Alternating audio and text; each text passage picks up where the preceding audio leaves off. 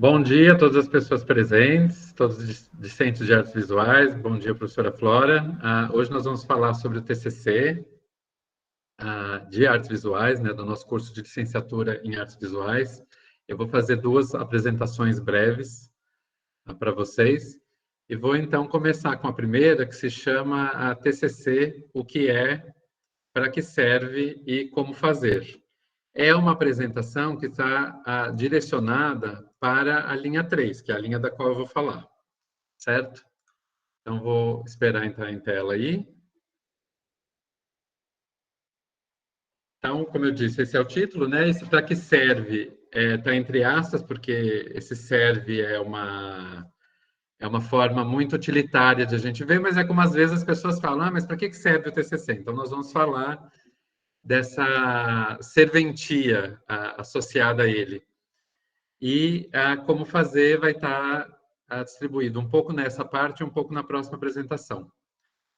Então, acredito que todos me conheçam. Para quem não me conhece, eu reconheci aqui, acho que a maioria dos nomes. Eu sou o professor Fúvio, do Colegiado de Artes Visuais, e estou aqui no curso desde 2010.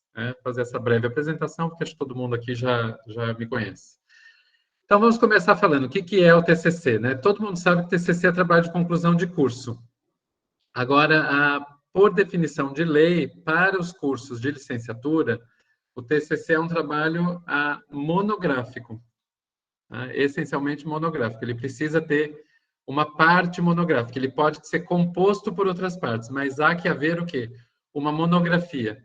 E uma monografia quer dizer precisa haver algum texto de apresentação, que pode ser o próprio trabalho ser o texto ou pode ser o texto combinado com outra coisa, por exemplo, uma exposição. Aí eu já faço de cara essa distinção, porque, por exemplo, em alguns cursos, o TCC, em alguns cursos que não são licenciatura, o TCC pode ser, por exemplo, um filme. Né? Eu fiz graduação em cinema e o meu TCC foi um curta-metragem.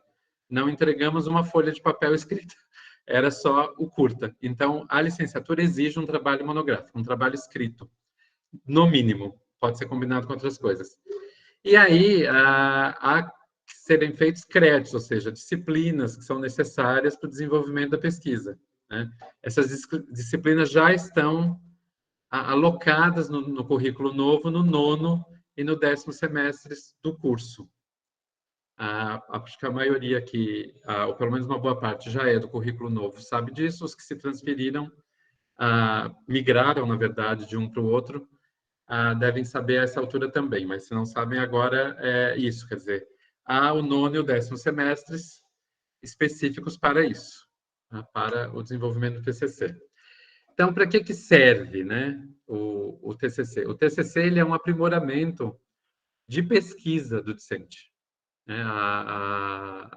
A ideia do TCC é que o discente, a discente, possa desenvolver sua potencialidade de pesquisa, já que, por exemplo, outras potencialidades são desenvolvidas durante o curso. A potencialidade, por exemplo, de ensino é desenvolvida em toda a parte das disciplinas pedagógicas. O desempenho artístico, o potencial artístico, é desenvolvido durante a prática. A teoria está ligada também a essas duas práticas e tem o seu lado próprio dentro do TCC, né? O seu espaço próprio. Mas aqui o momento é realmente de formar um pesquisador, uma pesquisadora em nível de graduação. Tá? Por quê? Porque a pesquisa ela precisa ser realizada, começada com mérito e com força na graduação.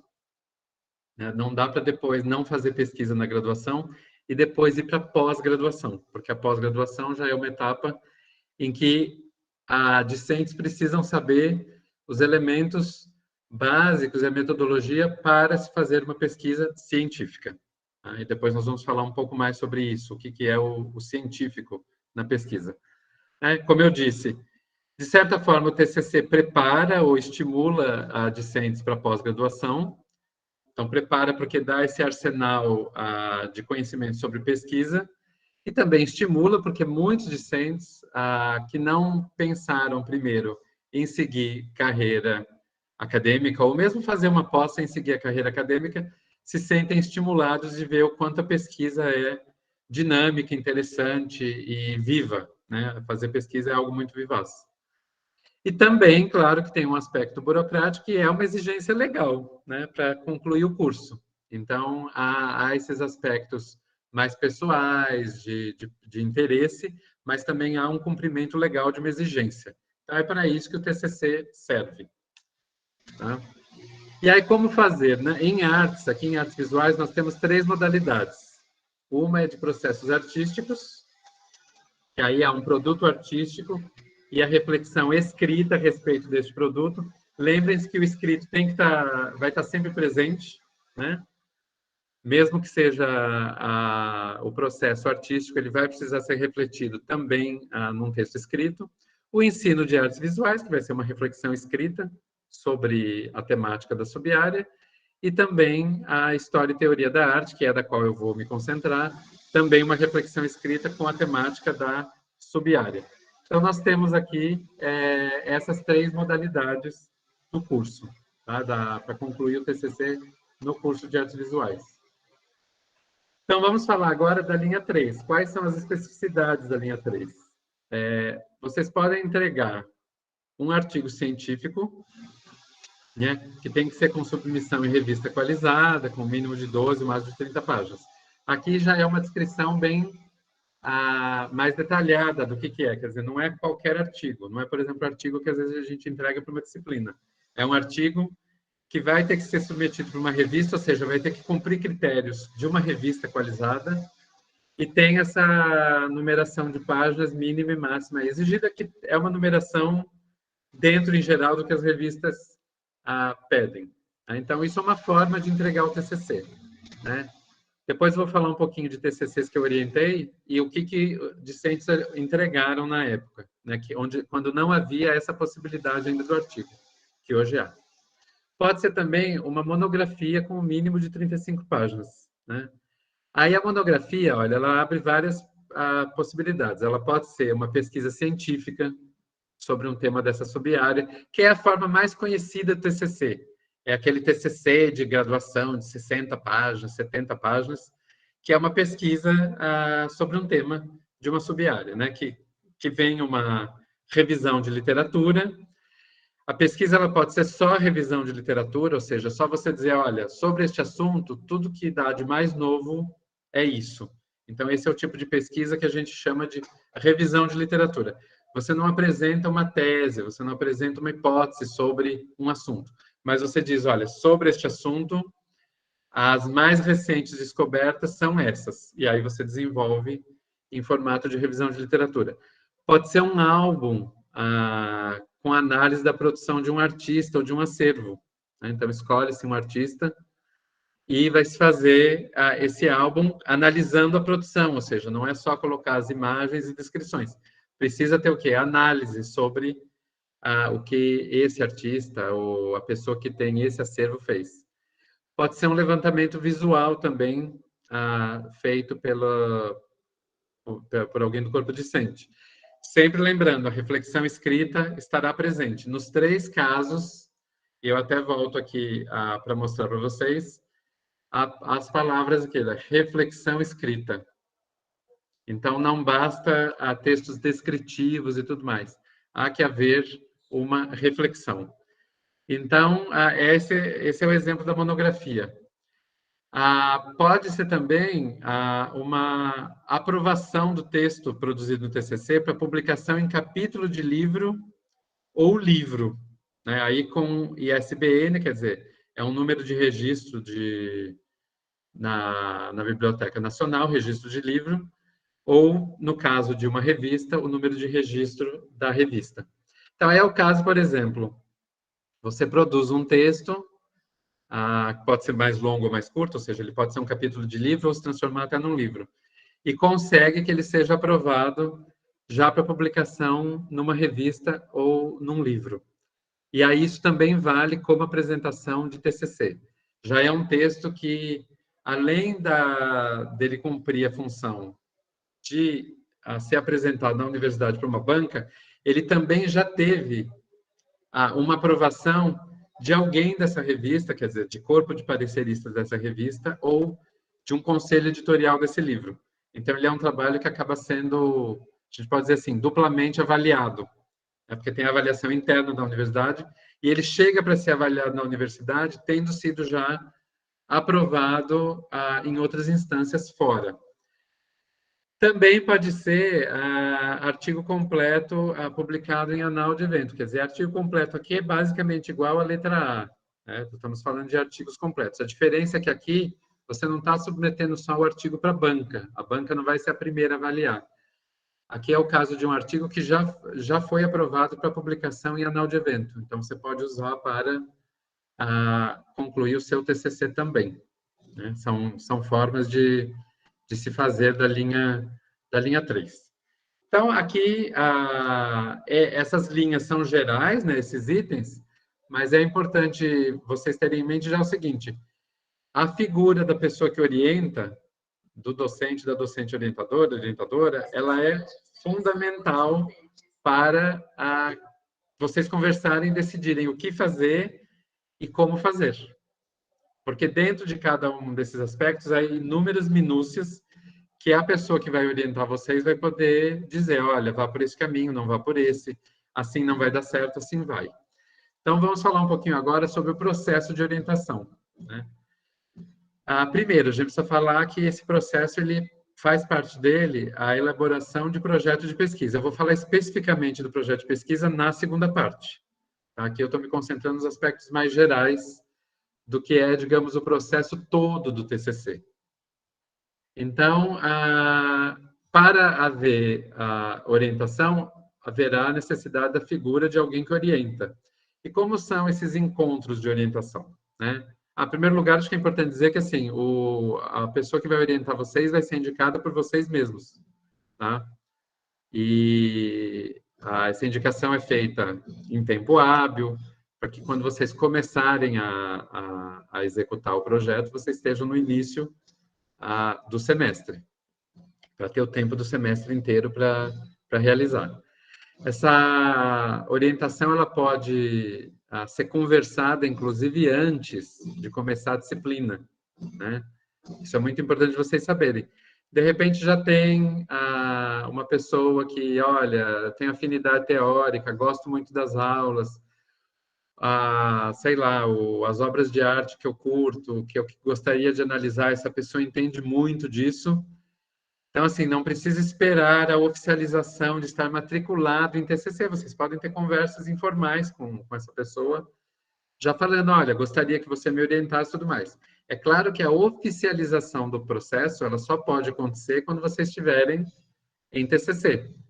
Porque aí é que a coordenação do TCC vai distribuir os projetos para as pessoas indicadas e elas vão poder dizer que aprovam ou não. Mas nada impede de já haver essas conversas antes e já ir pedindo, inclusive, dicas de leitura, indicações do que fazer, porque também há interesse da parte do pessoal docente do curso de orientar trabalhos TCC, certo? Então, vamos pensar um pouquinho como é que se dão esses encontros de orientação. Né? O que se fala no encontro de orientação, depois que a pessoa que vai orientar já está decidida? Primeiro, a discussão sobre o trabalho. Né? O que você está fazendo, o que você quer, onde você quer chegar, quais os limites possíveis de se chegar dentro de um TCC que tem um tempo limitado. Mestrado e doutorado também tem tempo limitado. Foi-se o tempo em que a pessoa entrava numa data e não tinha data para sair. Depois as coisas foram acontecendo de uma forma que foi sendo dado tempo. Mas em TCC de graduação a gente tem um tempo muito menor, né? Então há limitações também que o orientador vai poder dizer, olha, faça isso não dá tempo. Para fazer isso você precisaria pelo menos de X mais meses, estudar muito mais coisas e tudo mais. Então, vão ser discussões sobre o trabalho, sobre o andamento do trabalho e tudo mais. Vai haver indicações bibliográficas, principalmente, nós estamos falando de um TCC, que é uma reflexão escrita, então é claro que vão ter que ser lidos livros, capítulos de livros, artigos científicos, outros TCCs, né, até, de repente, do trabalho, dissertações de mestrado, tese de doutorado. vai haver um grupo grande de indicações bibliográficas. E também outras indicações, dependendo do trabalho que vocês forem fazer, vai ser necessário ver filme de ficção, filme documentário, ouvir música, enfim, ler artigos de jornal, ler, sair para fazer pesquisa em rua, para ler cartazes e coisas do tipo. Aí vai depender muito do trabalho que está sendo realizado. Então, vamos ver o quê? Indicações de fontes de conhecimento. Basicamente é isso. Vai haver também, e isso é muito importante, que vocês saibam, que a função da pessoa que orienta, primordialmente, é uma função de ser leitora do seu trabalho. Ou seja, não adianta chegar nas reuniões e falar, olha, eu tenho essa ideia, aquela, vou fazer 1000 coisas e tal, se isso não se concretizar em um trabalho escrito, ou seja, em produção escrita, na sua produção docente. Então, aquilo que se fala, as ideias que se tem, elas precisam virar texto. Para quê? Para que a pessoa que estiver te orientando possa ler e dizer: essa parte está boa, essa aqui precisa de ajuste, essa aqui não dá porque você está falando coisas completamente contrárias do que você afirmou antes. Sem isso, as palavras ficam ao vento. E o TCC não é um trabalho ao vento. O TCC é um trabalho concreto. Ele vai terminar, ainda que não seja impresso em papel, que hoje está se usando muito terminar em PDF e tudo mais. Muitas pessoas que participam de banca já nem querem receber o texto em papel, mas o digital também tem concretude, né? Ocupa espaço lá de arquivo e tudo mais. Então, precisa ser um material concreto, ainda que seja um material digital, tá? Então, a pessoa que orienta, ela precisa ler o que você está escrevendo. É importante discutir, é importante conversar, mas isso tem que se concretizar em texto. E aí também a orientadora vai indicar estudos e práticas necessárias ao desenvolvimento do TCC. Nem sempre você vai precisar só de indicações bibliográficas. Às vezes vai precisar estudar, por exemplo, a língua portuguesa, que agora você vai escrever um trabalho que, claro que existe a expectativa que quando o discente chega no TCC, ele já esteja com um nível de escrita acadêmica pelo menos razoavelmente desenvolvido, depois de 4 anos na universidade. Se ainda for identificado que essa escrita acadêmica não é, no mínimo, razoável, a pessoa que orienta pode dizer, olha, vai ler um pouco de texto que ensina como argumentar melhor, como descrever algo, como narrar algo, como dissertar, né, como expor ideias. Então, é um tipo de estudo necessário para que o TCC seja bem concluído. Outra coisa que é muito comum se indicar é o aprimoramento ou aprender realmente. Quem já sabe um pouco precisa se aprimorar, e quem não sabe nada precisa aprender as normas da BNT, né, que são as normas que a gente segue, Associação Brasileira de Normas Técnicas.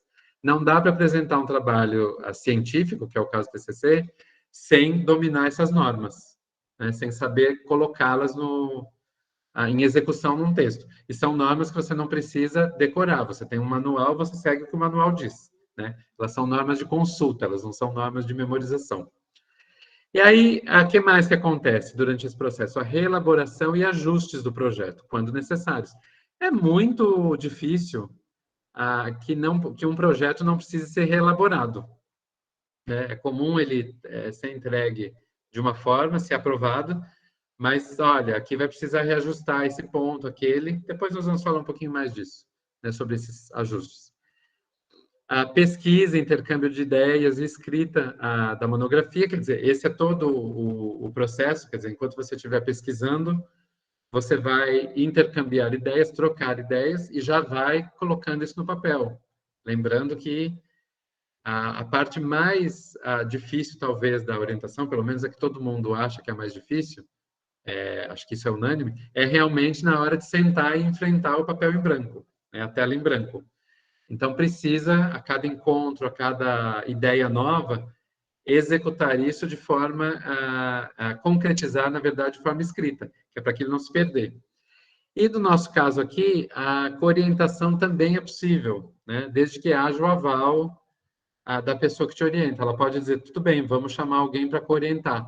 Alguns trabalhos, por exemplo, têm um caráter mais interdisciplinar. O orientador consegue bem orientar uma parte, mas o outro pé fica faltando. Então, você chama alguém que pode colaborar. Isso é possível, mas precisa ter o aval do orientador.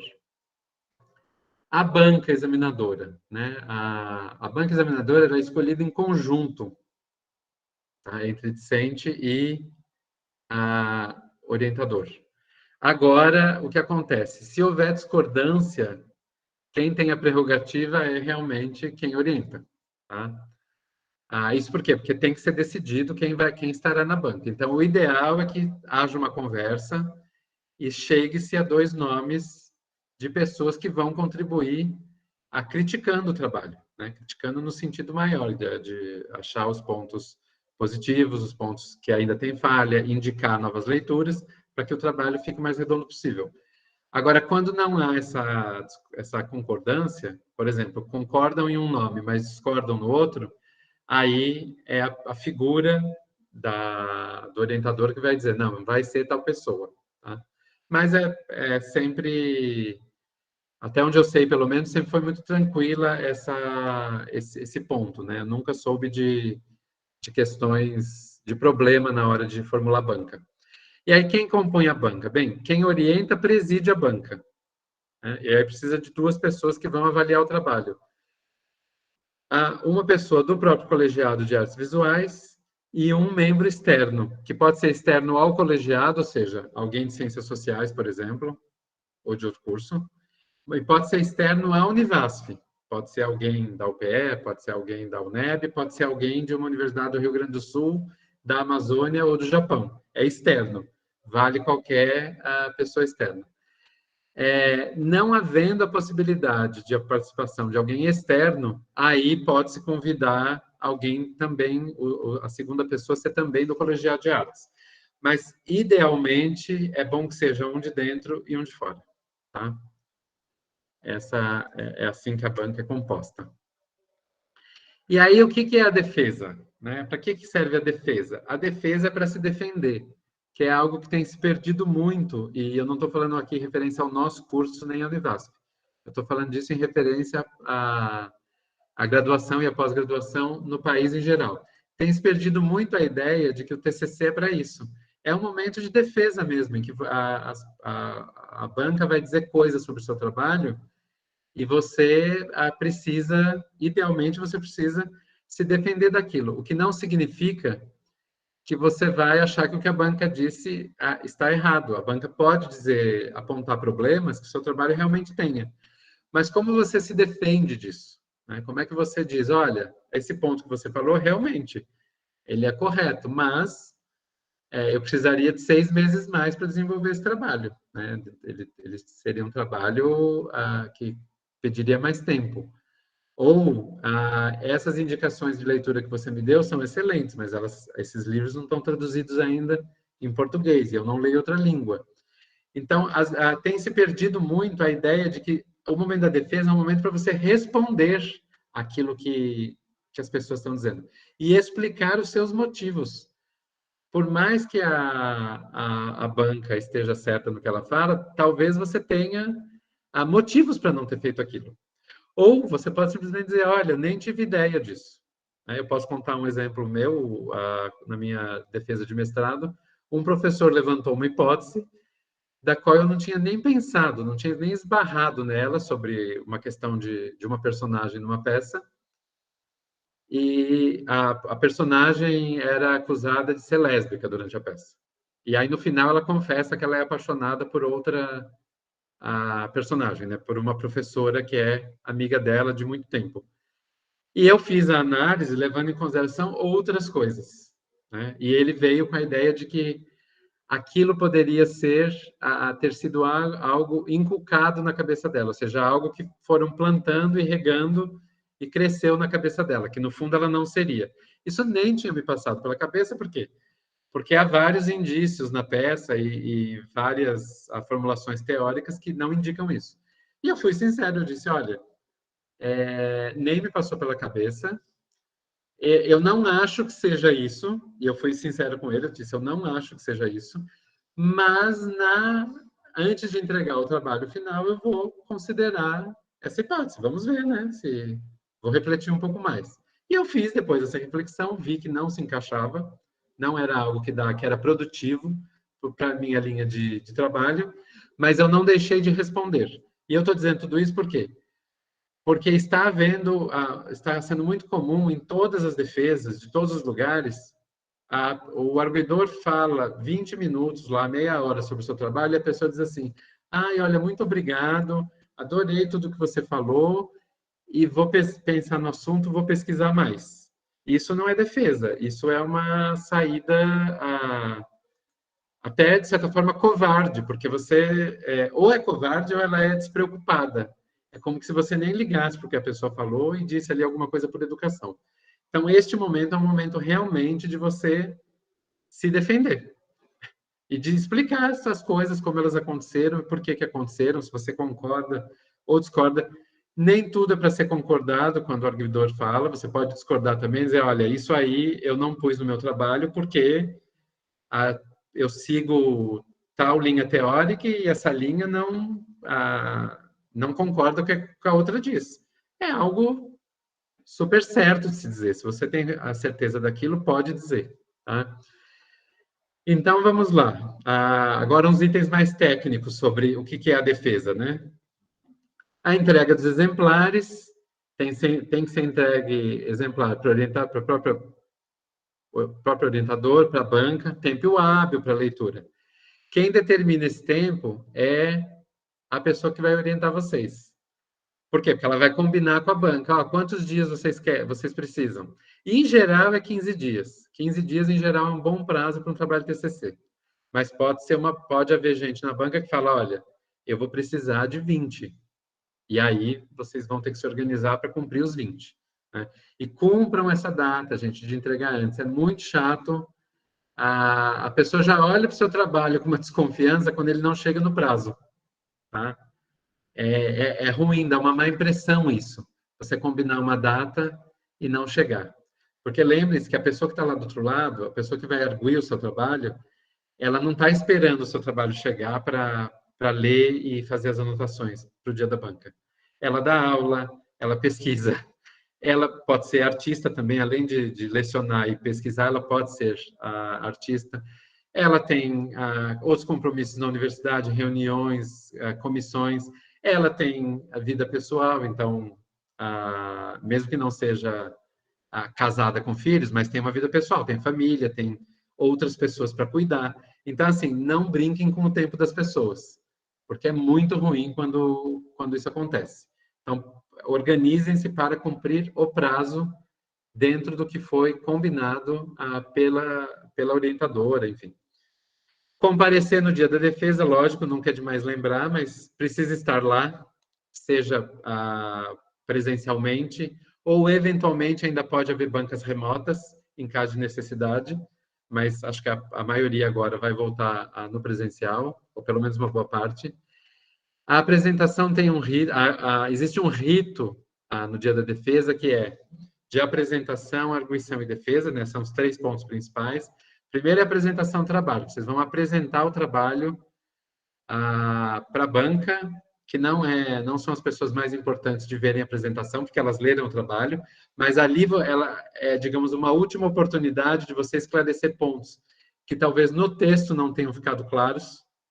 Então, essa apresentação também é importante para a banca, mas ela é mais importante ainda para o público que estiver vendo seu trabalho, das pessoas que não leram o seu trabalho. Então, precisa ser uma apresentação bem feita, clara e dentro do tempo programado, 15 a 20 minutos. Tá? Ninguém gosta de apresentação de TCC que passe dos 20 minutos. É muito tempo para uma apresentação TCC. A apresentação em geral de mestrado, doutorado, ela é de meia hora. E é um trabalho muito mais volumoso. Então, no TCC, 15 a 20 minutos é suficiente para vocês apresentarem para o público o que o público vai ver ali, a defesa daquele trabalho. Depois passa-se para a arguição, ou seja, as pessoas falam, e em geral a ordem é fala docente 1, defende, dissente em seguida. Então, 20 minutos de fala do docente, 20 minutos de fala do dissente, respondendo ao que o docente disse, o arguidor. Depois, repete. Docente 2 faz arguição, dissente responde a arguição do docente 2. Né? Isso é o que ocupa a maior parte do tempo do TCC. Lá no finalzinho, depois que vocês fizerem a parte de vocês de defesa, em geral é solicitado que o discente saia da sala, o discente e os convidados saiam da sala, fica presente só a pessoa que está na presidência, a pessoa que orientou, mais a banca, para decidir se o trabalho é aprovado ou reprovado, decidir nota e o que vai ser escrito na ata. Basicamente, é esse o rito.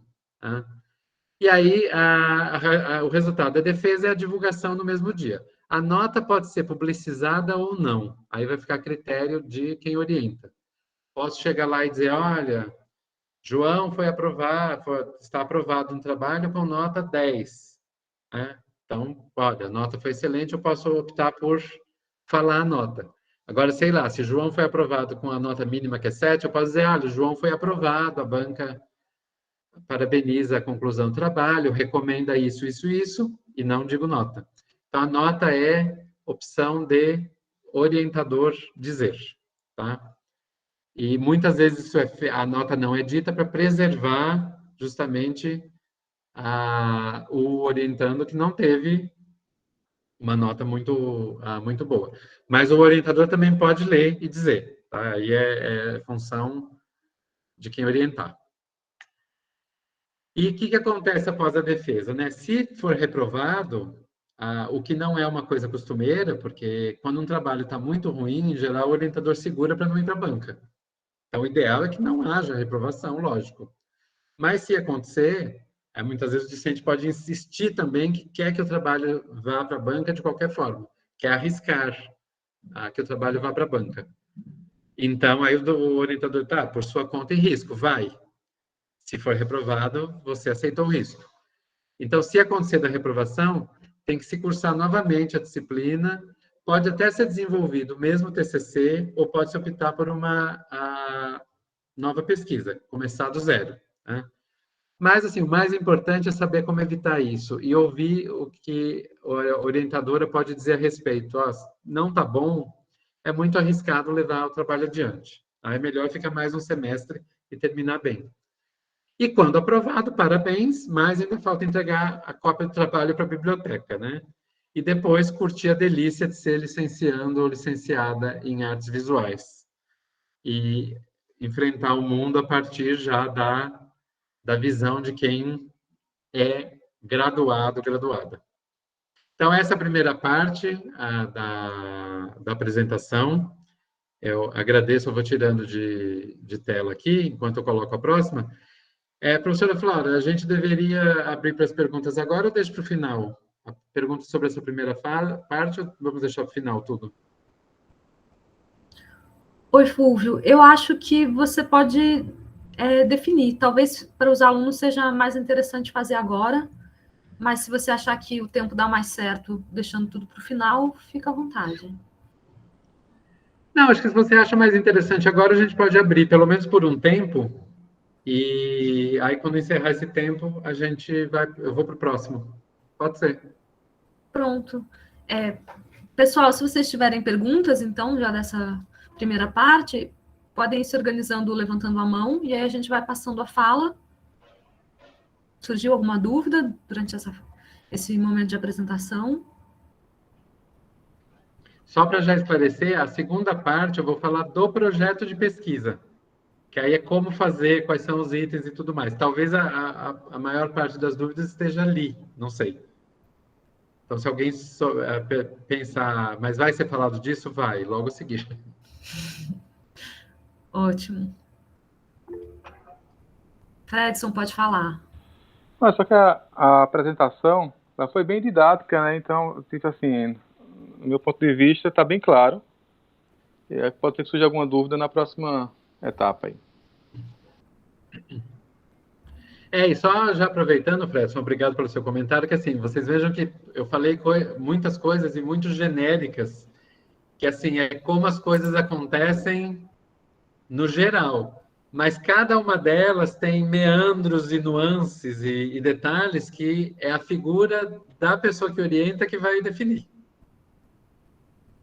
Então, por isso que escolher bem o orientador ou a orientadora é essencial, porque é uma figura de poder, não no sentido mal do poder, mas de poder porque ela tem o conhecimento sobre o processo e ela que está encarregada ali de fazer as coisas acontecerem da melhor forma possível. Quer dizer, o responsável por fazer o TCC acontecer são vocês. Mas ela que vai dizer, a melhor forma é essa. Aqui é melhor ir por este caminho. Aqui a gente não é bom entrar nessa vereda porque a gente vai dar com a cara num muro, entendeu? Então, me lembrem que vocês vão estar contando com pessoas que já fizeram TCC, mestrado, a maioria já fez doutorado ou está fazendo. Então, são pessoas com experiência de pesquisa longa, né? Por isso que escolher a pessoa bem e uma pessoa com quem haja afinidade, e afinidade aqui é afinidade de trabalho, não é afinidade de corredor. Já houve casos aqui de discente, docente, que se davam muito bem, corredor, e na hora de fazer trabalho, a guerra instaurada, tá? Não dá certo escolher por amizade. A amizade pode ser ótima, mas precisa haver afinidade para o trabalho. Isso é o mais importante. Isso é afinidade de pesquisa, né? De entendimento de como é a pesquisa no campo que vocês escolherem, seja ensino, seja teoria e crítica, seja trabalho de artista, né? E até de entender, sim, às vezes, até onde vai a autonomia do aluno nesse processo de orientação, né? Porque, às vezes, um aluno quer mais autonomia, às vezes um aluno está num momento que ele quer mais orientação e mais definições dadas pelo orientador, e essas coisas têm que ser sabidas desde o princípio, né? Combinadas, acordadas em comum entre os dois lados, né? Então, é preciso que os alunos também consigam manifestar para os seus orientadores o que eles esperam naquele momento, como eles se sentem nesse momento de orientação.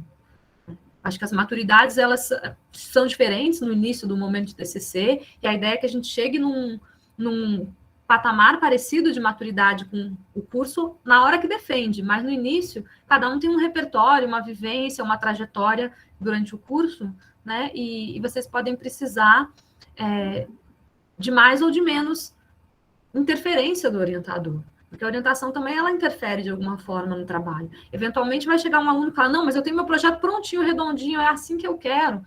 E aí ele não precisa de tanta coisa, mas alguns alunos podem estar mais indefinidos, né? E vocês precisam saber comunicar essas coisas também para o orientador, porque às vezes o orientador pensa que não está definido e o aluno pensa que está, e é isso que pode propiciar esse conflito, né, na orientação. Verdade. Ou às vezes o aluno até pensa que está definido, mas o que ele imagina que é suficiente para um TCC não é, né? Então precisa também ter essa escuta da experiência do professor que o FUF está dizendo aí, né? A conversa é essencial. Não é uma coisa que você chega assim, bata na porta e fala, e aí, você me orienta? A pessoa responde, oriento. E aí no dia seguinte vocês já estão trabalhando. Precisa explicar o que se quer, como se quer, tempo de dedicação, tudo isso que a professora Flora falou. Precisa. É quase, gente, que um contrato que você está firmando com a pessoa, né? É uma troca de. É quase que um contrato de serviço. Eu te dou o meu trabalho de pesquisar e você me orienta.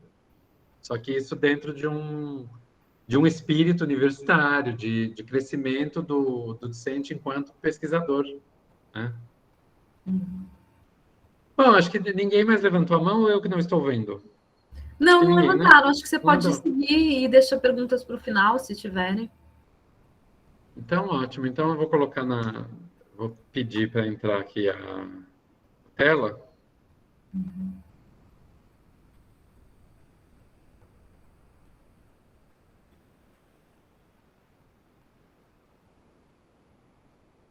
Agora vai.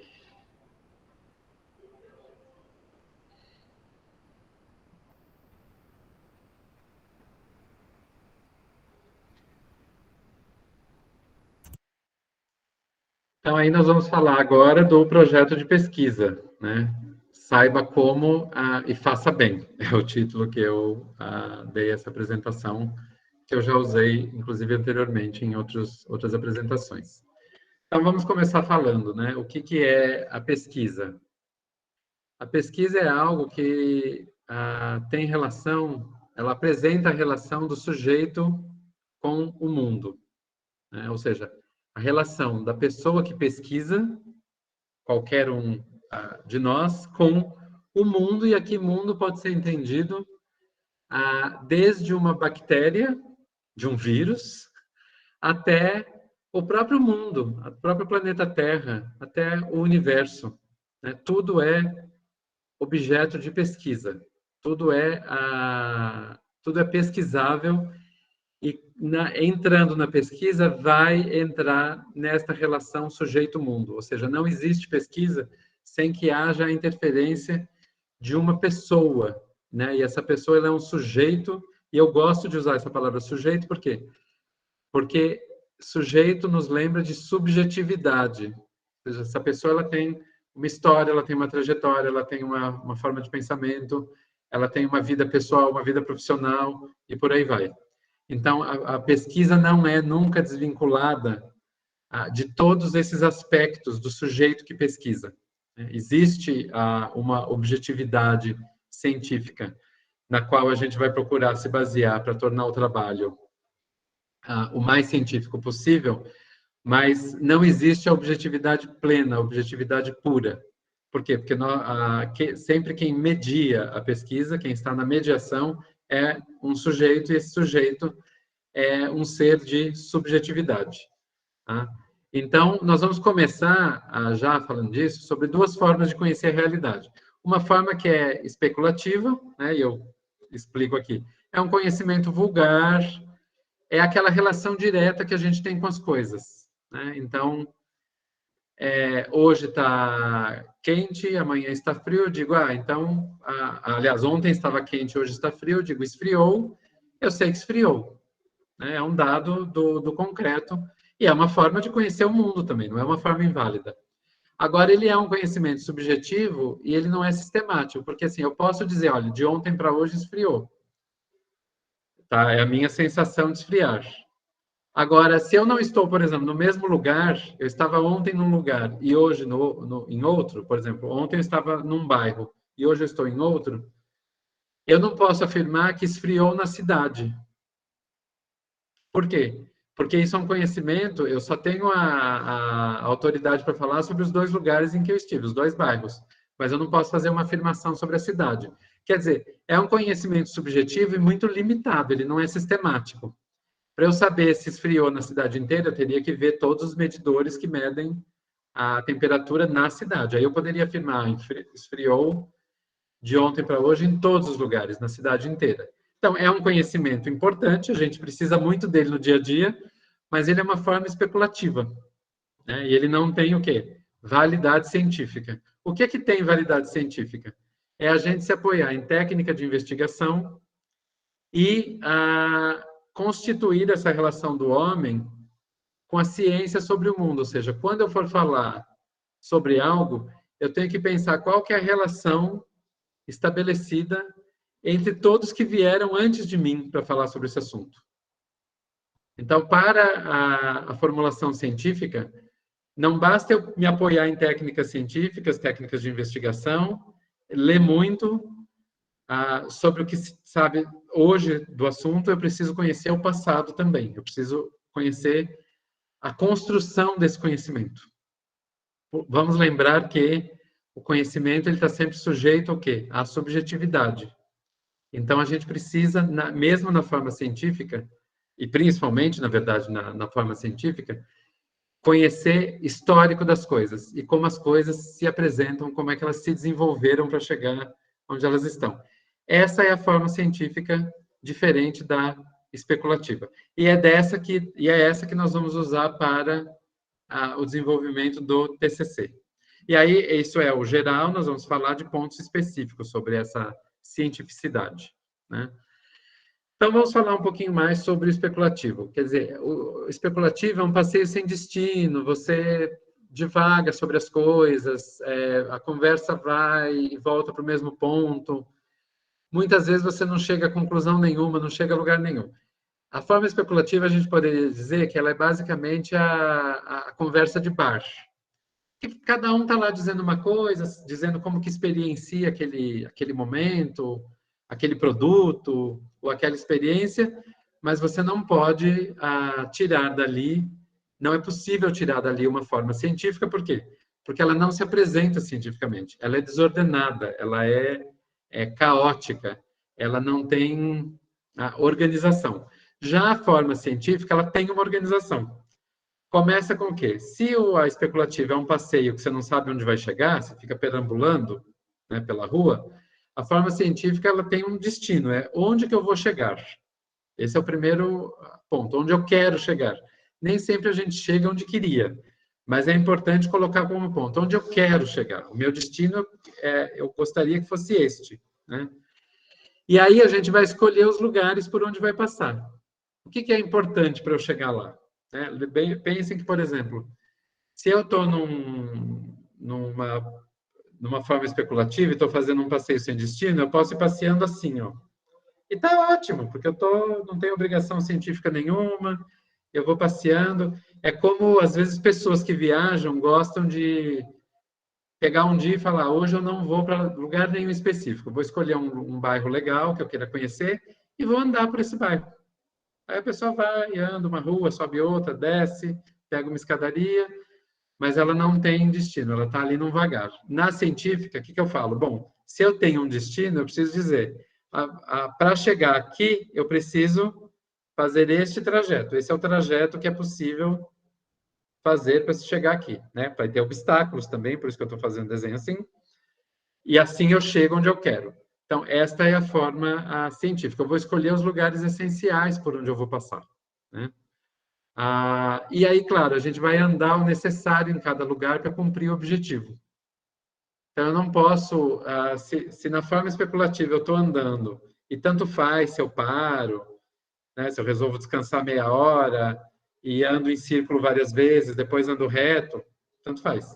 Na científica, eu vou ter que definir, olha, em cada parada minha, eu tenho um tempo certo para ficar e preciso cumprir certas coisas que estarão neste ponto. Aí depois eu passo para o próximo. Então, vejam que a forma científica ela é muito organizada. Ela precisa ser organizada para ser científica. Se ela não tiver organização, não há ciência, né? Você muitas vezes tem a organização de uma coisa, não necessariamente tem ciência. Mas para ter ciência, você precisa ter organização. A organização é pré-requisito. E aí nós vamos falar do projeto de pesquisa. O que é um projeto de pesquisa? Eu já deixei as palavras principais grifadas aqui. O projeto é um texto que vai definir e mostrar o quê? Quer dizer, é um texto, vocês vão ter que escrever o projeto, ele vai definir o que vocês querem, vai mostrar o que vocês querem. O quê? Através de um planejamento deste caminho que vai ser seguido. Então, no projeto, já precisa planejar o caminho. O projeto de pesquisa, ele já é um trabalho científico, com base científica, né? Vai mostrar esse planejamento que vai ser seguido na construção do trabalho científico, que é qual? É o TCC. Ele é um planejamento que impõe ao autor ordem e disciplina. Eu estava falando de organização e também disciplina, ou seja, é preciso estabelecer assim, quanto eu leio por semana, quantos filmes eu vejo, quanto eu escrevo, né? Quantas conversas eu vou ter por semana com o orientador, vai ser dificilmente é mais de uma, né? Em geral é uma, ou às vezes até uma a cada 15 dias, enfim. Mas eu preciso ter disciplina para cumprir isso, para programar e para cumprir, né?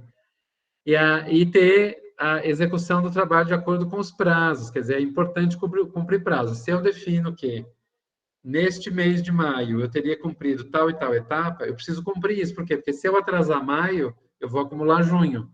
Se eu acumulo junho, vai para julho.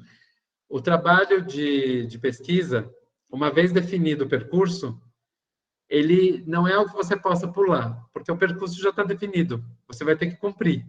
E é ruim cumprir coisas atabalhadamente, ou seja, no susto, fazendo tudo de uma hora, sem ter tempo, esbaforido.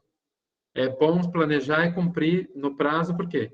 Porque você cumpre com calma e, principalmente, o que se prejudica quando a gente faz as coisas de qualquer jeito, assim, na correria? A reflexão é prejudicada. E o trabalho TCC qual é? Ele é uma reflexão escrita. Então, não pode ser feito assim, porque vai dar problema depois na reflexão. Vai faltar tempo para reflexão. E não é que vai faltar tempo lá no último mês. No último mês eu deixo para refletir. Não. A gente reflete num trabalho de pesquisa do início ao fim.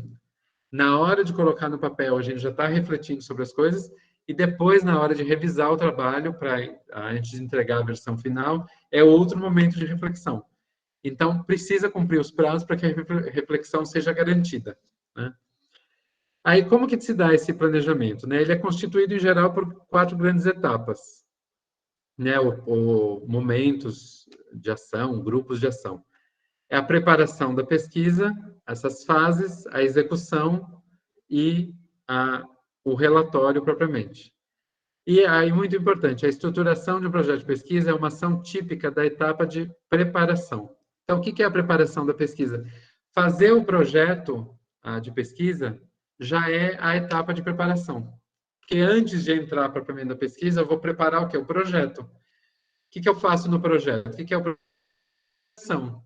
Eu calculo o que eu vou precisar para que aquela pesquisa aconteça.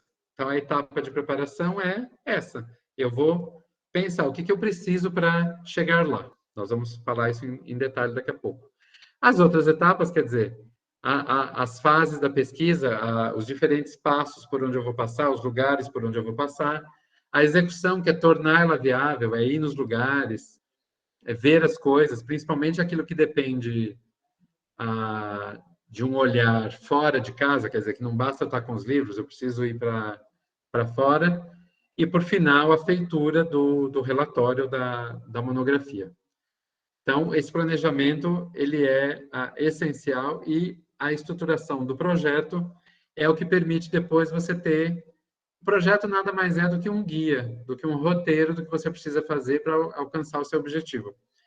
Quem faz, por exemplo, roteiro de viagem sabe que a viagem fica muito mais organizada do que você no dia fica decidindo o que vai fazer, né? Chega no museu, o museu não está aberto, ou de repente você vai no dia que o museu é caro e tem um dia que ele é gratuito, é bem mais barato. O roteiro ele ajuda nisso. Você planeja e consegue executar mais coisas em menos tempo e com qualidade, né? Enquanto que algo feito sem roteiro se complica no meio do caminho, com certeza, né? Então, vamos lá.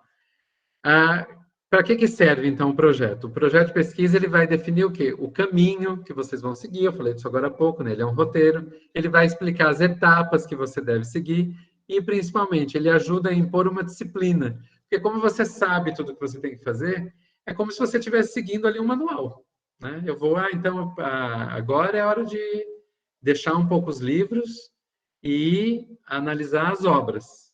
Então, agora eu vou ter um olhar sobre as obras. Agora minha pesquisa propõe, sei lá, fazer fotografia sobre a arquitetura da cidade. Então, agora eu vou parar um pouco aqui, está na hora de fotografar a cidade, porque depois isso vai entrar no trabalho. Então, eu preciso ter esse caminho definido, as etapas definidas para poder cumprir. Isso vai ajudar a impor uma disciplina, porque, claro, vocês vão ter o passo a passo ali do que fazer. Depois que o projeto de pesquisa está pronto, não dá muito para errar, porque você já tem o guia, né? O que pode atrapalhar, e em geral atrapalha, é a falta de disciplina. É você saber o que tem que fazer e não fazer. Mas o plano está determinado, né? E vai ajudar também na organização do tempo, né? Eu falei agora, por exemplo, você vai fazer uma pesquisa que inclui fotografar certas partes da cidade. Aí você prevê lá no seu projeto que você vai precisar de 3 dias. Aí você começa a fotografar e descobre que 3 dias não dá, por questões de deslocamento, ou, enfim, de alguma coisa, de algum lugar que você precisa entrar e o acesso não é fácil, você precisa de autorização. Aí você fala, bom, aqui então eu vou precisar de mais tempo. Então, eu vou organizar meu tempo, vou ter que reorganizar. Eu vou gastar mais dias fotografando, então eu preciso ver o que eu vou fazer em relação aos outros pontos. O tempo, gente, por mais que a gente determine no projeto, ele nos escapa, né? Por questões que a própria pesquisa impõe e também por questões pessoais. Pode ficar doente de cama uma semana, vai atrapalhar uma semana a pesquisa. Agora, se você estiver cumprindo tudo e de olho sempre nessas etapas, aquela semana ela vai te atrapalhar, mas ela não vai ser uma eterna dor de cabeça. Você vai saber lidar com ela, por quê? Porque você vai ter disciplina e vai estar sempre de olho no tempo, né? Então, essa é uma primeira função. Segunda, que atende à exigência dos examinadores, né? Por quê? Porque vão ter que ler o seu projeto, discutir o seu projeto e apreciar. Isso é no caso, principalmente, de lugares onde o projeto de pesquisa ele é avaliado pelo corpo todo de professores, de docentes, e aí depois é que eles que escolhem os seus orientandos, tá? Isso acontece em algumas universidades. No nosso caso aqui, a gente tem a indicação direta de vocês, então não é necessariamente uma exigência para vocês, tá? Mas é uma exigência que vocês, o orientador pode dizer, olha, eu aceito te orientar, mas eu quero ver o projeto primeiro. Eu quero saber exatamente o que você quer fazer. Então, aí, vocês vão precisar passar por essa etapa de ter o trabalho apreciado por alguém. A outra coisa vai permitir que se discutam ideias, que se avaliem possibilidades, perspectivas e principalmente desvios. Ou seja, o projeto é um projeto feito pelo discente. O orientador vai dizer, olha, vamos por esse caminho, vamos por esse. Aqui não está muito bom. Essa linha teórica que você está querendo desenvolver, eu não conheço muito, eu conheço mais essa. Então, a pessoa orientadora vai poder também interferir nisso e indicar coisas sobre isso. Aí, um caso que não é para nós, mas é bom vocês saberem, né? Quer dizer, não é aqui para o TCC, é que o projeto serve de base para pedir bolsa, né? Para a agência de pesquisa, por exemplo, a CAPES. Então, muitas vezes, para você começar um mestrado com bolsa, você precisa ter o projeto submetido, para saber se o projeto tem valor. A agência vai dizer se o projeto tem valor ou não para receber a bolsa, né? E depois também serve para a coordenação de programas de pós decidirem sobre a aceitação de matrícula de candidato ao mestrado doutorado, né? Então, no caso, você faz o projeto, tenta a vaga no mestrado doutorado, e com base o projeto, em geral, é um dos itens avaliados. Tem outros, tem entrevista, tem prova teórica, pode ter muitos outros itens. Mas vejam como saber escrever um projeto não é para agora, para o TCC. Saber escrever um projeto é para agora e para depois, né? Vai ser algo sempre muito útil, saber escrever projeto. O que é o cerne de um projeto de pesquisa, né? O que é o núcleo duro de um projeto de pesquisa? Precisa haver um objeto a ser examinado, como eu disse, pode ser um vírus, pode ser o universo. Precisa haver um problema a ser resolvido, ou seja, qual que é a minha questão com esse vírus, qual que é a minha questão com o universo. Tem um problema aí. E, identificado esse problema, eu tenho que ter um objetivo a atingir. Então, olha, eu sei que eu quero descobrir uma forma de fazer esse vírus ser menos terrível do que ele é. Então, eu tenho um objetivo. O objetivo é esse, é achar uma vacina, criar medicamentos que sejam bons e diminuam muito os sintomas e tudo mais. Então, eu tenho um objeto, um problema que está envolvido nesse objeto e o objetivo que eu vou atingir com olho no problema. O problema não vai me dizer exatamente qual é o meu objetivo, mas, em geral, um problema de pesquisa ele dá margem a vários objetivos, né? Como eu citei. Se você tem uma doença, você pode achar a vacina para ela, os melhores medicamentos para ela, os melhores tratamentos não medicamentosos, pode ser tratamentos terapêuticos, e por aí vai. Então, vejam, é um problema que dá margem a muitos objetivos, né? E objetivos de áreas, inclusive, diferentes, né? De campos diferentes. Então, vamos pensar agora o que deve conter um projeto de pesquisa. E aqui eu já começo dizendo, tem muita variação sobre isso. Você vai mandar um projeto de pesquisa para a CAPES, ela diz que o projeto é em tal modelo. Você vai mandar um projeto de pesquisa para outra agência, a FAPESB, né? Ela dá outro modelo. E assim vai. Agora, há coisas num projeto de pesquisa que elas aparecem com muita recorrência. Então, são essas que eu vou deixar aqui, né? E vamos começar, então, pelo frontispício ou a folha de rosto, né? O que a gente chama, e geralmente, de capa, né? Chama vulgarmente de capa. Aí são dados do trabalho, quer dizer, o nome de vocês, a título do trabalho, o ano que vai ser apresentado, a instituição para qual que estou apresentando o trabalho, nome da pessoa que vai orientar, e por aí vai. Quer dizer, são dados muito básicos, aqui precisam estar desde cara já incluídos. Também o título. E aí no título é importante haver o quê? Clareza de significado e abrangência da proposta do projeto. Não dá para usar título genérico, não dá para usar título muito rebuscado, que você não saiba exatamente do que se trata aquilo. É preciso que o título seja claro e ele abranja realmente a proposta do projeto. Eu trouxe aqui 3 títulos de trabalhos que eu orientei para a gente entender um pouco isso, né? Eu vou voltar aqui só nessas 2 palavras, a clareza e a abrangência, para a gente ter em mente isso. Aqui estão o autor e as autoras desses trabalhos. Então, por exemplo, primeiro, a arte da adaptação da literatura ao cinema na obra Razão e Sensibilidade, né? Então, primeiro, o título tem que ser claro, ele tem que ser abrangente, ele tem que mostrar a abrangência do trabalho, até onde o trabalho vai. Então, a clareza aqui está onde? Quer dizer, eu estou falando já que é um trabalho sobre adaptação. Essa adaptação é da leitura ao cinema e ele abrange uma obra que é Razão e Sensibilidade. Então, eu tenho aí quem lê o título do trabalho já sabe do que se trata. Ele se trata da adaptação, ele não vai falar, a concentração dele não é a obra literária, é a adaptação, o processo que vai da literatura ao cinema em Razão, no filme, né? Razão e Sensibilidade. Então, é preciso mostrar a clareza e a abrangência. Segundo exemplo, o curso Produção Videoarte, o exercício da docência nos modelos EAD e presencial, né? Um trabalho também desenvolvido. Então, eu já tenho aqui uma delimitação muito clara.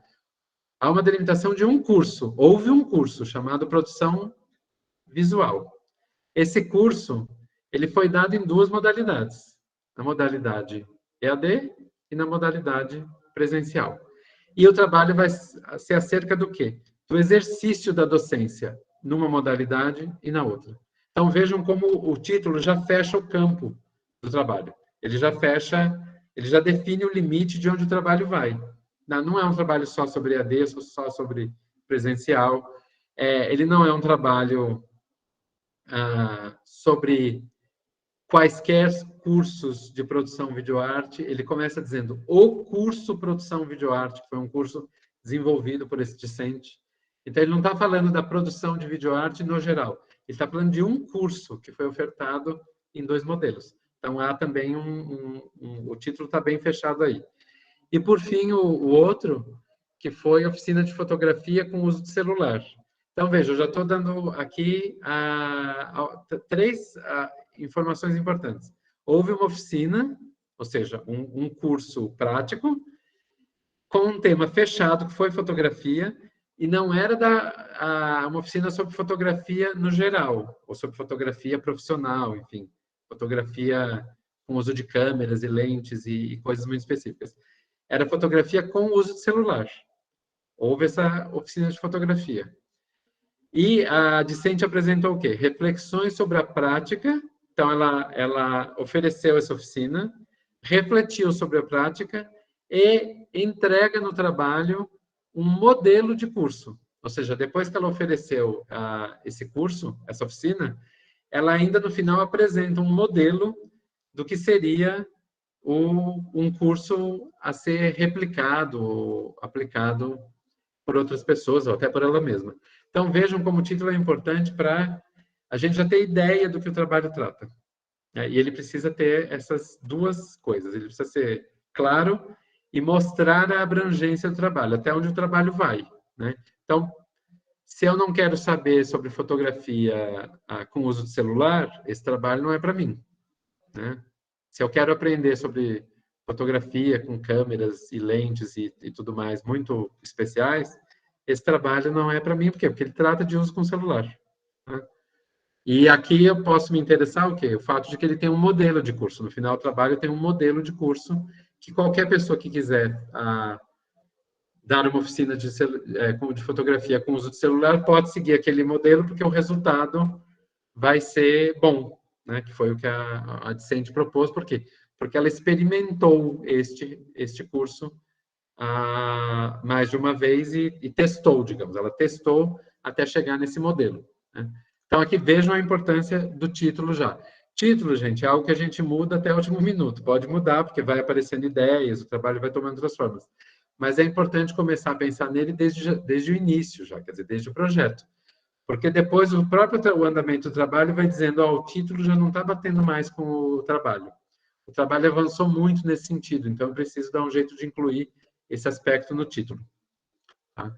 São coisas que vão acontecendo. Então, não se preocupem assim, eu tenho que achar o título perfeito agora. Não. Vocês têm que achar um título bom para explicar o trabalho, para explicar o projeto.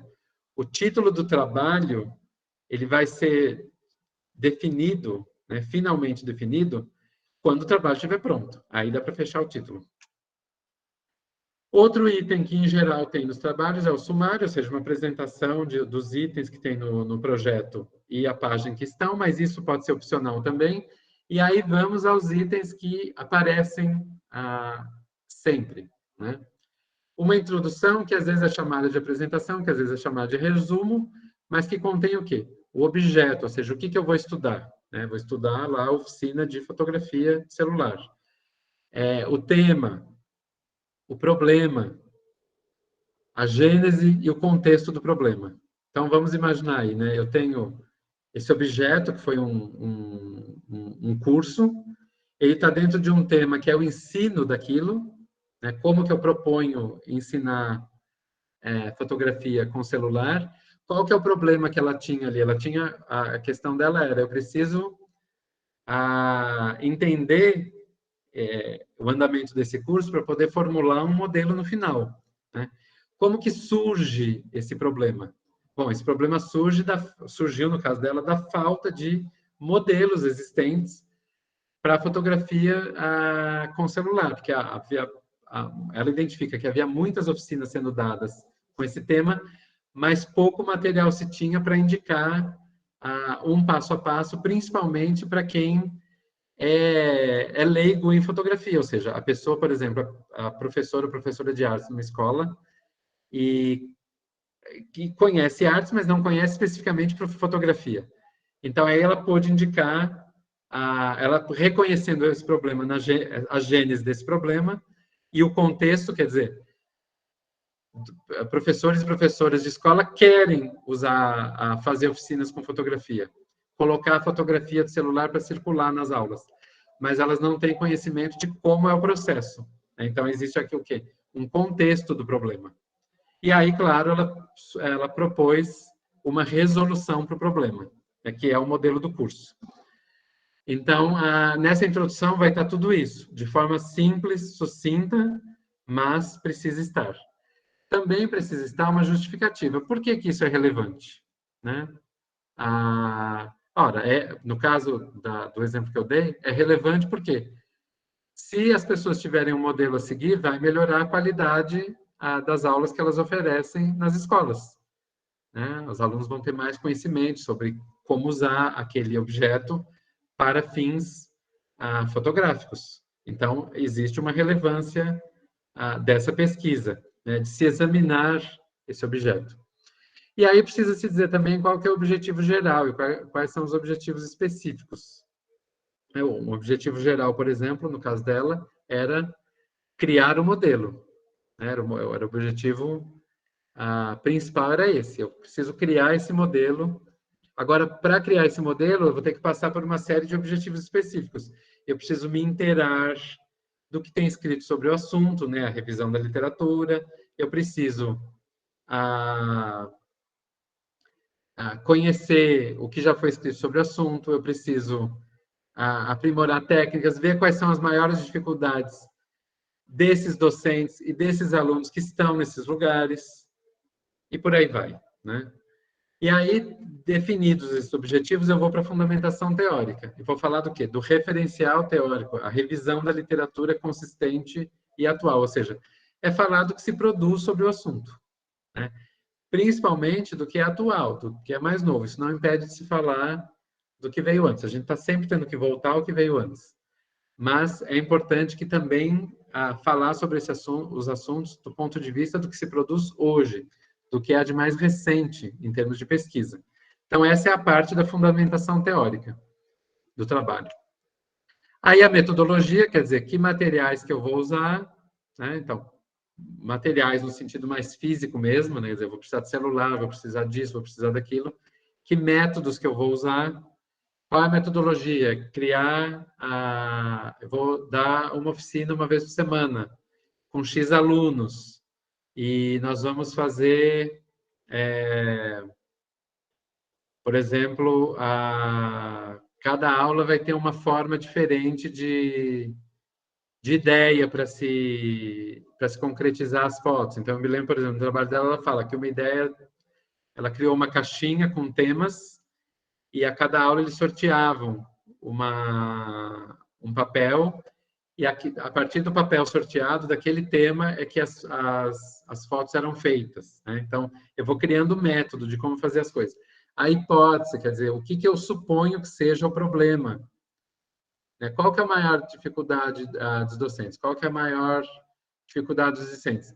Neste momento, eu estou no momento da hipótese, é quando eu acho que é alguma coisa. E esse achar, ele não pode ser um chute que saiu da minha cabeça.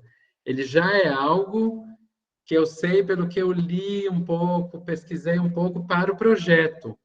Essa hipótese, ela pode ser modificada depois. Eu posso ter uma hipótese que depois não se confirme, e o que se confirme é outra coisa. Mas eu preciso ter uma hipótese já, eu preciso ter uma questão, problema. Eu preciso apresentar algo que vai me guiar para achar a solução. Depois tem o cronograma, né? Em geral, ele é mês a mês, exceto quando se indica de outra forma, mas em geral é mês a mês. Planeja mês a mês o que vai ser feito. O que eu espero obter? Esse item, em geral, ele é opcional, mas alguns lugares pedem. Quer dizer, o que eu espero como resultado? Em geral, o que a gente espera, o que é? É o que está nos objetivos. Se eu tenho o objetivo de resolver tal problema, por exemplo, de fazer um bom modelo de oficina digital, de oficina de uso celular para professores, o meu resultado esperado é conseguir esse modelo. Então, muitos lugares, inclusive, não pedem os resultados esperados, porque, assim, o resultado esperado é o que você pôs lá no objetivo, é que o objetivo se concretize, né?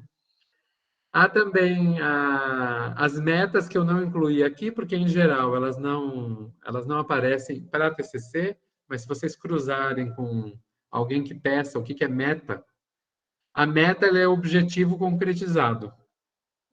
Então, por exemplo, um objetivo da Discente era criar um modelo de aplicação de uma oficina de fotografia. O que é a meta a partir do objetivo? A meta é a concretização. A gente sempre diz assim, o objetivo é a filosofia. Querer, pretender, fazer e tudo mais é o aspecto filosófico do objetivo. O objetivo, ele sonha com algo. A meta é a concretude. É aquilo que eu tenho que fazer para ser realizado. Eu não sei, acho que talvez pela idade de vocês, que é muito jovem, vocês não estão acostumados, não saibam. Esse jogo se vende até hoje, mas não sei se vocês jogaram, porque ele não é tão famoso quanto era quando eu era jovem. Se chama War, né? Aquele jogo de guerra. Então, tem as cartinhas lá dizendo, objetivo, conquistar a Europa. Então, você está lá com os seus soldadinhos, seus pininhos nos Estados Unidos, no Canadá, no México, na América Central. Você precisa conquistar a Europa. Esse é o objetivo. A carta está dizendo o seu objetivo, é conquistar. Agora, como que você faz isso em termos de meta? Né? Como é que você vai transformar isso em meta? Bom, a primeira meta que eu preciso atingir é conquistando um terreno lá. Né? Eu preciso primeiro conseguir colocar um pino meu lá no território europeu.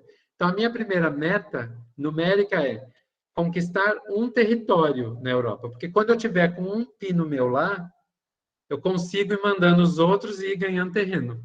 Então, o objetivo ele é sempre mais etéreo, enquanto que a meta é algo prático. Né? A meta ela é algo numérico. Então, o que era a meta da Dicente? A meta dela era criar um modelo que tivesse tal coisa, que contivesse de X a X páginas, com exemplos fotográficos e tudo mais. Isso é a meta, porque a meta é a especificação de um objetivo. É como o objetivo se torna concreto. Tá? E aí, claro, vai precisar de referências, a gente vai usar a BNT. É indicada outra forma apenas quando o trabalho, a instituição exige, mas no nosso caso é BNT. Apêndice, que é o que é a produção própria do autor do trabalho. Então, por exemplo, você faz umas fotos sobre a cidade e coloca no trabalho. Isso se chama apêndice. E anexo é aquilo que alguém fez. Então, se vocês usarem, por exemplo, uma foto de jornal ou usarem uma tabela que está num livro, isso é anexo. Né? São distinções formais que a ABNT dá. Aí também existe a possibilidade de fazer o TCC com produto, que é exatamente esse caso que eu citei da Dicente Rafaela. Né? Ela, além de discutir e refletir sobre a questão, ela criou um modelo de como outras pessoas podem fazer. Essa é a ideia de produto. Eu não vou me estender nisso, porque eu já falei bastante do que ela diz. Mas o TCC pode ter essa característica também, ou seja, de você criar algo que vá além da reflexão, algo que seja prático, e que se uma pessoa pegar e quiser usar, ela vai poder aplicar, e que aquilo seja bom para ser aplicado na sua integralidade, ou se a pessoa depois quiser adaptar, é a questão dela. Mas você cria algo bom para que outros usem. Né? Criar uma cartilha, por exemplo, para ser distribuída em escola, coisas assim. A linguagem do projeto, ela precisa ser a norma culta do português brasileiro. Né? Então, eu já disse antes, precisa escrever o português bem dentro da escrita acadêmica, seguir as normas da ABNT, né? As normas da Associação Brasileira de Normas Técnicas, evitar essa linguagem pessoal do tipo, eu pesquisei, nós pesquisamos e tudo mais, que ela não é errada, não há nenhuma argumentação, não há nenhuma legislação contra esse uso, mas ele fica chato de ler, essa é a verdade, porque fica muito pessoal. Parece que está aparecendo mais durante o trabalho a pessoa que fez do que o que ela fez. E quando a gente lê na forma mais impessoalizada, né, esta pesquisa realizada, procurou-se aqui fazer, em vez de dizer eu procurei fazer, eu quis, eu isso, aquilo, procurou-se fazer, objetivou-se tal coisa, evitem o eu. Tá? O eu ele pode ser bem cansativo na leitura. E, por fim, coesão e coerência, quer dizer, coesão que o texto, as partes do texto batam entre si e concordem. Né? Então, se eu digo o sapato está amarrado, ela é amarelo, tem um problema de coesão aí, porque eu estou falando do sapato, teria que ser ele é amarelo. Então, as partes não estão coesas. E coerência é tornar as coisas legíveis no sentido de entendíveis. Tá? Então, o texto ele tem que ser coerente, ele tem que ser entendível, ele tem que ter lógica. Né? A coerência tem a ver com lógica. Quais são os principais erros no projeto de pesquisa? A falta de interesse de quem for pesquisar por um assunto. Isso é péssimo, porque o trabalho ou não sai, ou sai muito ruim. A falta de literatura para dar consistência específica ao projeto, quer dizer, às vezes a pessoa quer pesquisar coisas que não se tem trabalho escrito sobre o assunto, e aí é muito complicado, né? Ou não se tem, por exemplo, em português, a pessoa não lê outra língua, aí fica muito complicado. falta de originalidade, ou seja, fazer aquilo que todo mundo já fez e que já está meio que é de conhecimento público os resultados. A ausência de clareza na formulação de objetivos. Isso implica em que? Isso implica que a pessoa não sabe o que está fazendo. Porque se você não consegue definir os objetivos com clareza, você não sabe direito para onde está indo, né? E problemas relativos também à metodologia escolhida. É eu querer fazer algo e a metodologia não está apropriada para aquilo. Eu não me preparar para que, dependendo do que eu for fazer, eu preciso de uma metodologia diferente. Nem toda pesquisa é sentar e ler livros, né, consultar material online, né? Há coisas que você precisa ir a campo, precisa fotografar, precisa ver, precisa entrevistar pessoas, né? Entrevista é um método muito comum, dependendo do trabalho que se faz. Então, precisa estar atento também à metodologia. Vocês vão ser orientados sobre isso, né? Por quem for orientar vocês, qual é o melhor método para ou as melhores formas metodológicas de chegar ao objetivo do trabalho. Bom, é isso, eu encerro aqui e a gente pode conversar um pouquinho. Obrigado.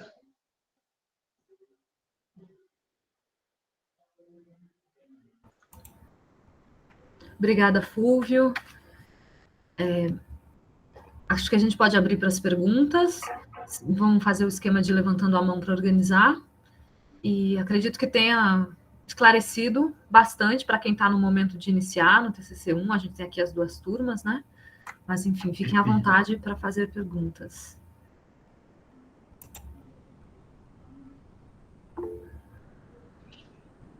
Vamos lá, Giovana. Então, quanto às perguntas, não, foi bem esclarecedor, foi bem claro e objetivo. Só serviu mesmo para levantar minhas dúvidas quanto ao que eu quero fazer, né? Ainda sem sair do que eu já estou pensando aqui. Mas, nesse momento, se eu tiver alguma pergunta, vai ser com a minha orientadora, quando eu encontrar com ela pessoalmente, porque você, nas suas explanações aí, artes, né? TCC em artes, você esclareceu muita coisa que eu tinha muita curiosidade para saber como era um TCC em artes. E aí, minha orientadora que se prepare. Então, boa sorte para vocês. Boa caminhada. Obrigada, Fúvio. Os demais alunos têm questões? Está todo mundo tranquilo já com a definição de por onde caminha?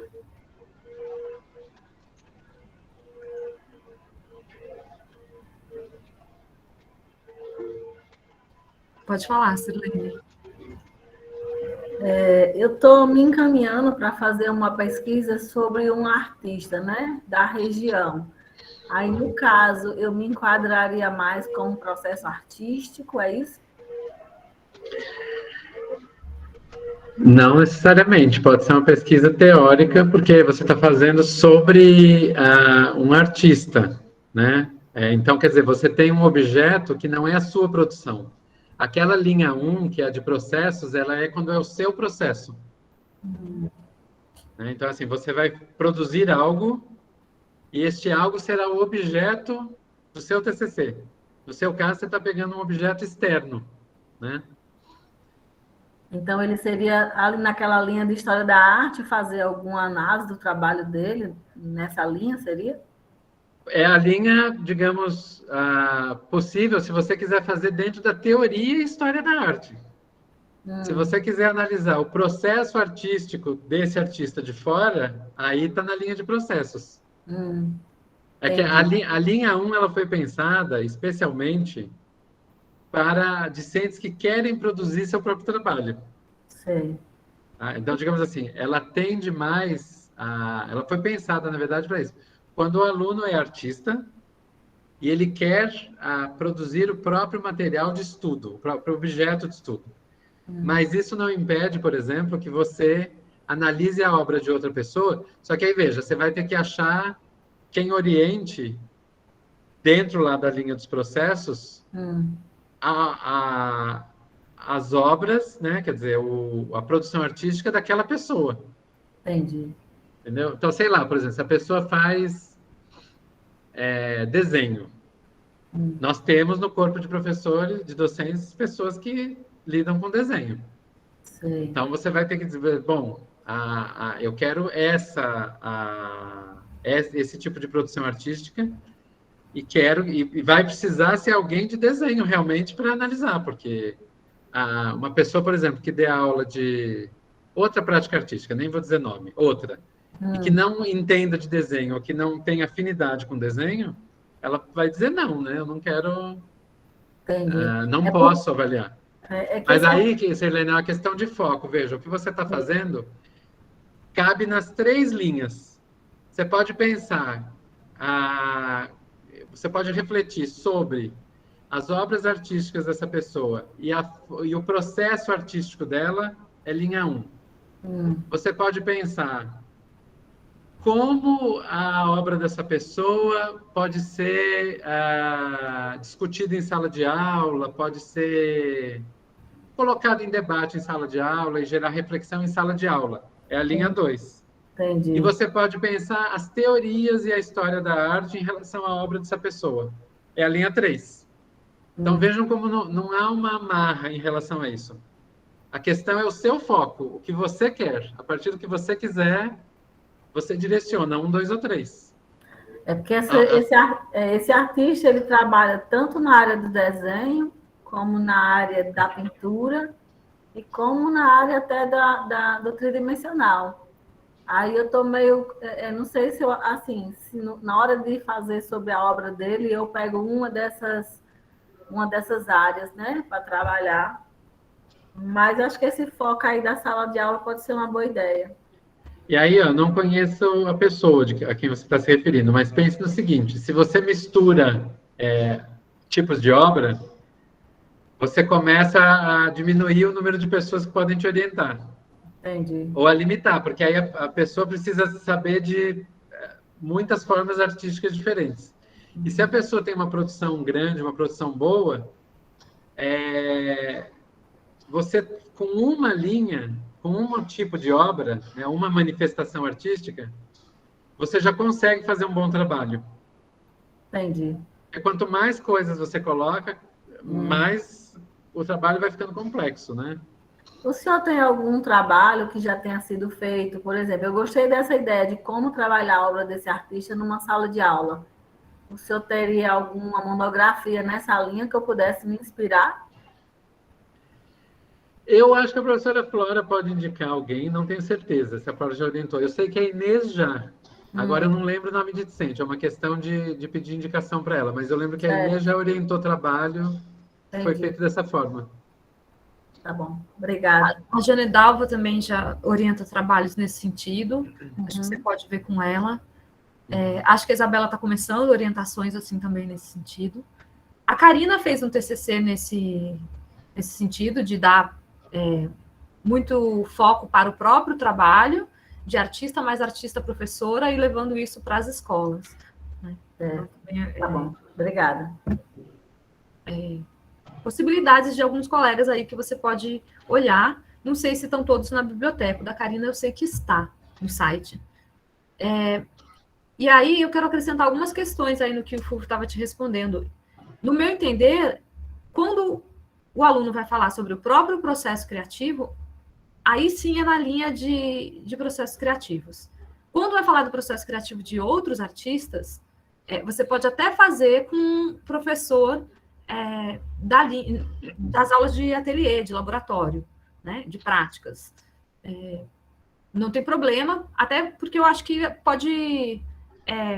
não precisa ser necessariamente, é mais adequado, é mais recomendado, porque vai ter mais repertório e mais material para essa orientação, se você fizer com um professor da área em que você está fazendo, ou seja, ensino com os professores de ensino, teoria com os professores de teoria, processos artísticos com os professores de processos artísticos, mas eventualmente isso pode mudar, tá? Então, no caso de você querer focar em processos artísticos, você pode fazer isso com um professor de ateliê. Mas se você quiser fazer de processos artísticos, você tem diversas maneiras de abordar isso. Se não é o seu processo de criação, é o processo de outro, é interessante que você encontre artistas que vão ter processos ou muito semelhantes ou muito diferentes para você estabelecer maneiras de comparar e você criar uma monografia em que você faça essas análises, porque você vai estar de fora, como teórica, olhando o processo artístico de outra pessoa.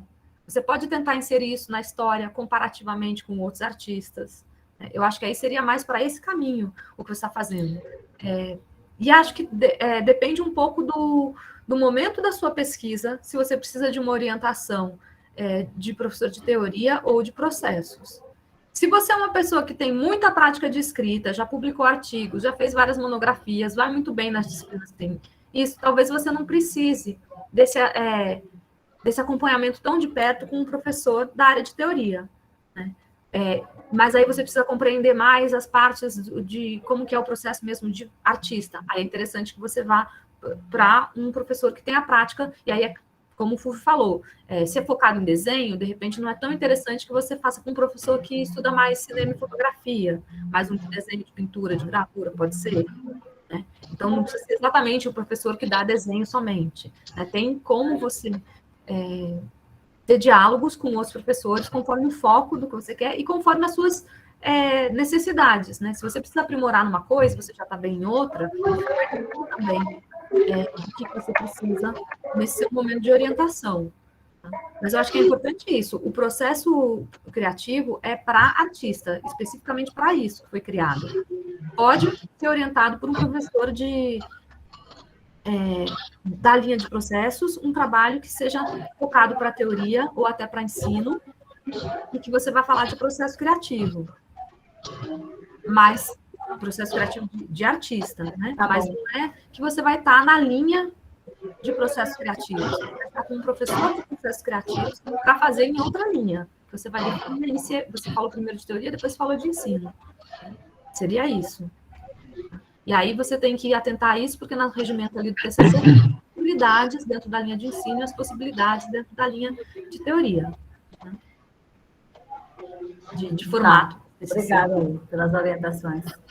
Se tiver ficado dúvida, fale. A gente tenta explicar de novo. Eu te agradeço, Flora, por ter falado isso, porque realmente tem essa distinção fina, né, entre o professor pode ser mais aliado à linha 1, mas ele, na verdade, o trabalho não necessariamente tem que ficar na linha 1, ele pode ficar na linha 3 com um professor que é de prática. Essa distinção foi muito boa de você ter feito, porque eu não atentei enquanto eu estava falando. Eu pensei muito estanque. Tem o grupo A, o grupo B e o grupo C. Né? E, na verdade, pode haver esse trânsito fino quando necessário. Então, obrigado. Não, é porque eu já passei por isso. Eu já orientei dois TCCs que eram mais da teoria, que eram focados em outros artistas, então ia falar um pouco do processo criativo desses artistas, mas que tentava inserir na história, na questão da teoria, né? Então, a proposta do aluno acabava sendo da linha de teoria, não de processos. Né? Não era trabalho deles, era de outros artistas. Acho que é isso que define. Né? Então, é isso que o Fulvio falou. Foi pensada para quem quer falar da própria poética, do próprio processo criativo. Né? Essa linha de processos. Enfim. Se tiver sobrado dúvida, pode perguntar de novo, Sirlene ou qualquer outro que esteja aqui ouvindo, porque às vezes a dúvida é de outros também, né? Às vezes vocês fazem a pergunta, mas de repente não ocorreu, e aí tem mais pessoas que ficaram com essa questão. Se tiver dúvida, fiquem à vontade.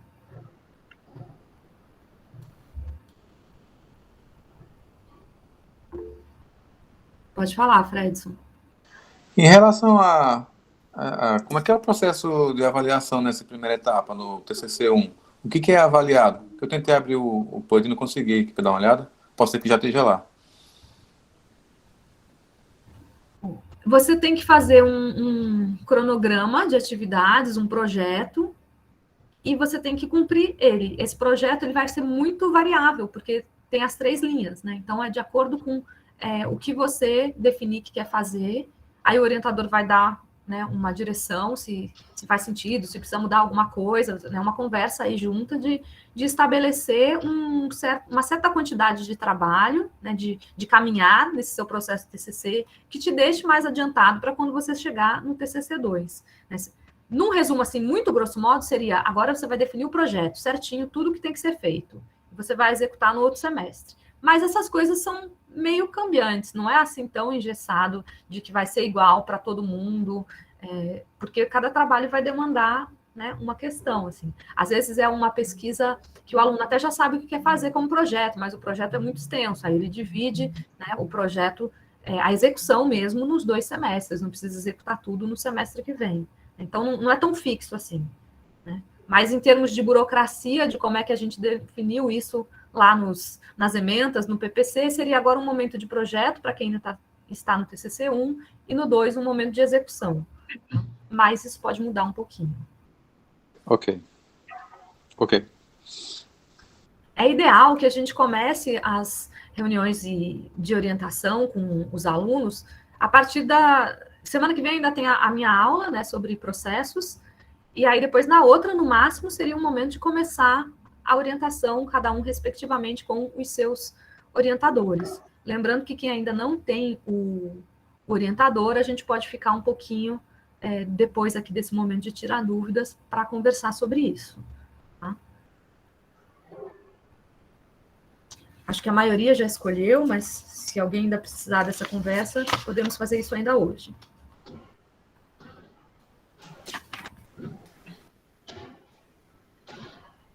Vocês têm mais questões?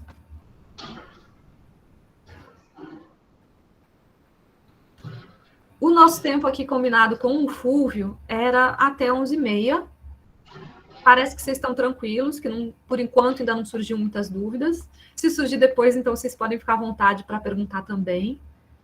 E, bom, quero deixar então todos à vontade, tanto para perguntar, quanto o Fúvio para se sentir que não tem mais perguntas e quiser encerrando também, fica à vontade, Fúvio. Muito obrigada. Eu vou precisar encerrar, na verdade, 11h20. Eu queria só mostrar rapidamente para vocês aqui, eu vou colocar em tela. Acho que eu tinha falado 11h30, mas acaba que é 11h20, que eu preciso sair um pouquinho mais cedo para buscar meu filho na escola.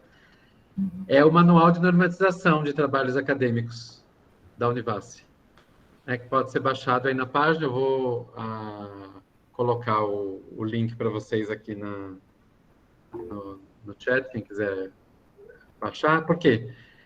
É bom vocês já irem conhecendo isso desde já, quem ainda não conhece o manual, né, ou sofreu a última atualização em 2019. Essas atualizações, a cada número pequeno de anos, 2, 3 anos, acontecem, mas nunca é uma atualização que muda tudo, né? Às vezes muda-se um detalhe numa forma de fazer, na outra. Então, mesmo que ele sendo de 2019, pode ser que venha mudança aí esse ano ainda, mas não contem com isso, porque às vezes não vem, muitas vezes não vem, né? E é bom ir conhecendo mesmo o manual. Ele de primeiro ele dá uma assustada, porque, meu Deus, isso tem sei lá quantas páginas. Esses manuais, em geral, são longos, né? Mas o que é bom, né? Esse, no caso, tem 116 páginas. Você fala, ai meu Deus, mas eu vou ter que saber 116 páginas de norma? Como eu disse antes, não é saber, é saber consultar. Quanto mais vocês começarem a ver o manual desde já, vocês vão sabendo consultar o manual. E há regras que depois vão entrando na cabeça e você não precisa mais consultar. E há outras que não, que a gente não aprende, né, não consegue incorporar, precisa voltar a consultar o manual. Mas ninguém precisa saber o manual de cabeça. O manual ele é para consulta. Então, aquela coisa de dizer assim, mas eu não aprendi a fazer normas da BNT, aqui ou ali. Bom, agora então é o momento. Vocês estão tendo TCC1, é o momento de, ou mesmo quem tiver em TCC2, é o momento de ir olhando lá e vendo como fazer.